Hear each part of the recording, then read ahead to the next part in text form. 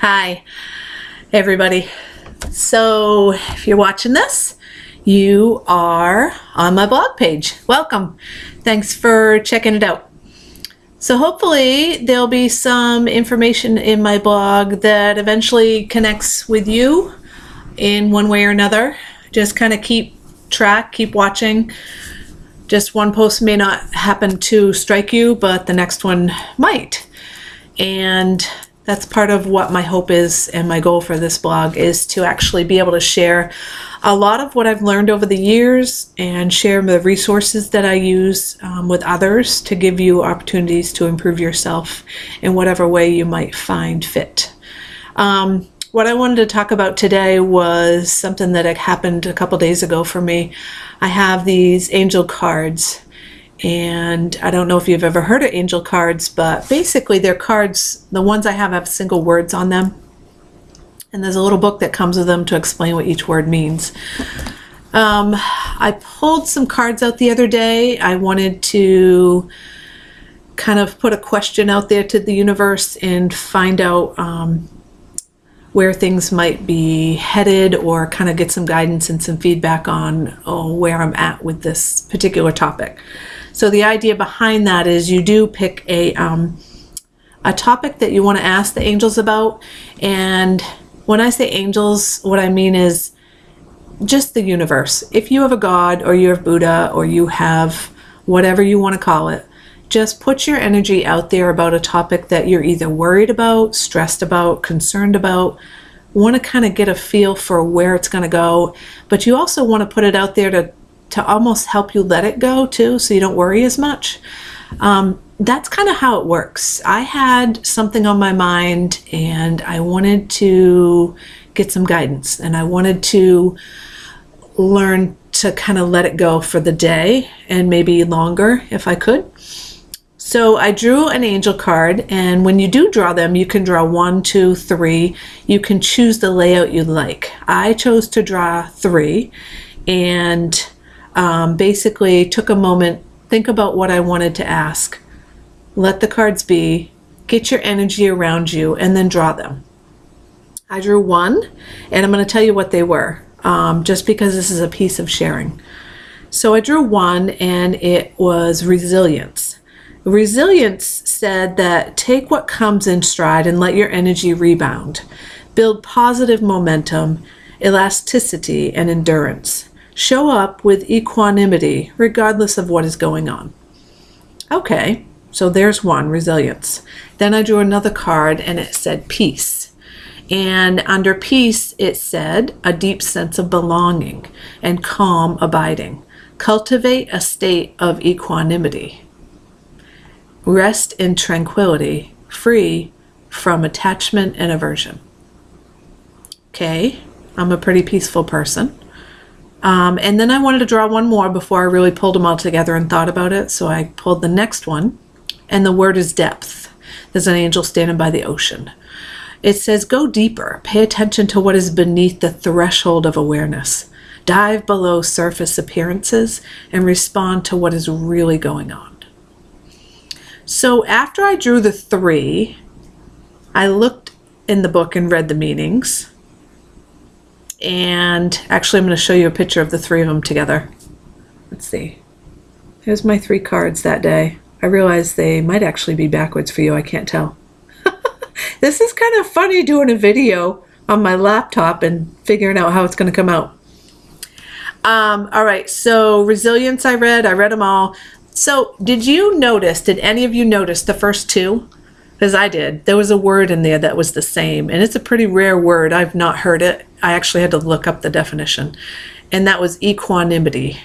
Okay, so when I heard that word and I read it in both those first 2 angel cards, that is a way of tapping into the energy of the universe that's around you. When you listen to these little signals that come at you from wherever they're coming from, it's energy. If you listen to it and you notice it and you see it, you can create big shifts in your life.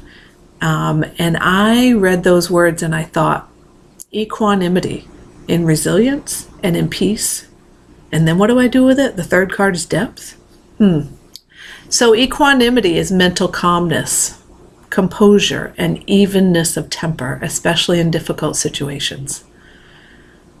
Wow, I read that and I thought, well, how does this apply to me?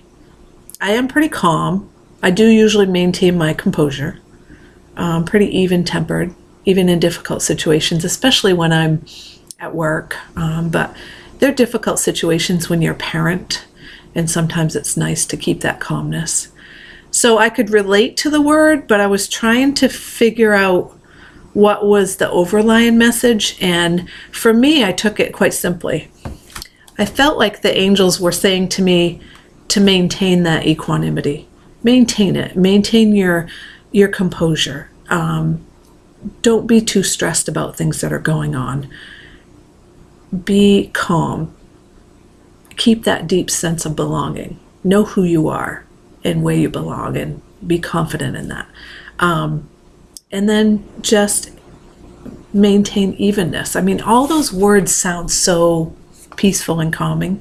So I felt actually quite happy after getting this reading with those two things. Listen to it. It told me, stay calm, don't worry. So the question that I had put out there to the universe was answered in a way to say, stay calm. This may be a situation that could be stressful, but maintain your equanimity and it'll be fine. And then the other piece, the last card, was go deeper. Okay, so go deeper in this topic. So I thought about that, and it said, basically pay attention to what's beneath the threshold.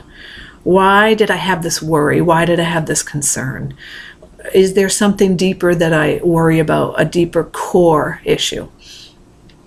And by asking myself that, like it said, dive below the surface. I pictured myself, dive into that ocean. Dive into what it is you're afraid of.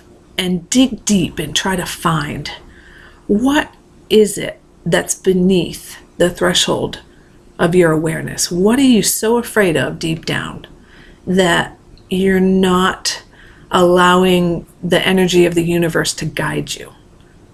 So I did. I dug deep and I came up with some answers for me. And what I'm sharing with you today now is how that process worked for me. It was absolutely freaking amazing.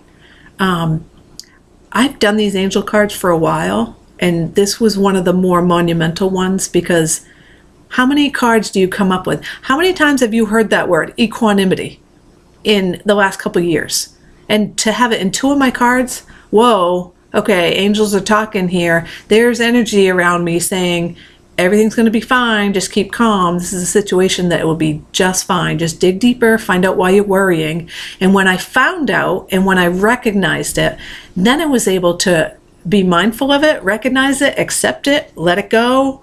Oh, there's another saying that we have in Plexus is bless and release. Bless that feeling, release it, let it go. Let it go to the universe. Try not to worry, maintain your calmness. And that's what I've been working on the last few days, and that's what's been kind of stirring in me to share with you all, because we may have things in our life that are stressing us, things that we worry about on a day-to-day basis. We may have things that, I think of the word stress, worry, that scare us, that we're afraid of. Be mindful. If there's something I can share with you, be mindful. Be mindful of how you're feeling. Dig deeper. Dive under the surface of your ocean.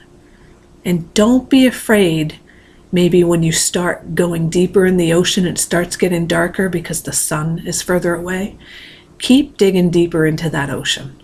Dig down deep to the underlying fears and worries. Find out why you have this thing in your life that you're stressed about, and why is it causing you stress. Really try to dig deep into you and find out where it all really comes from, and then see if you can let it go. Bless it, acknowledge it, release it, let it go to the universe, let it go to the angels or God or Buddha, whoever it is you've got. See if you can let it go and see if that can help you in here. See if it can help you in here or up here, wherever you hold your stress and your worry. See if you can let it go, and then reflect back on that and find out how good it feels to let it go.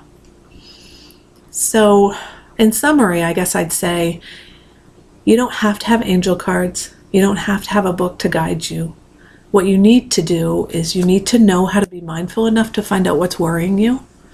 And then you need to be able to find a time, a space, a moment, even if it's just a moment, where you stop, think about what's worrying you. Try to ask yourself why. And then when you say, okay, this is my why, well, why is that a worry? And dig deeper. And why is that a worry? And why? And keep going until you're down deep in that ocean where it's dark and it's scary, or you're uncomfortable and you don't really want to know the answer, but don't give up. Dive down deep, find the answer, find out why, and see if you can bless it and let it go. See what the universe brings back to you when you let go of that worry. You might be just completely and utterly amazed. Thanks for listening. This is my first video post on my blog, and it won't be my last, but I appreciate everybody that is here, everybody that shows an interest, and anyone and everyone that wants to follow me. Welcome. Invite your friends, invite your family. I'm more than willing to share with anyone who would love to listen. And if I can be the change that I want to see in the world, then I want to share with everybody. Have a great night, everyone. I will see you soon.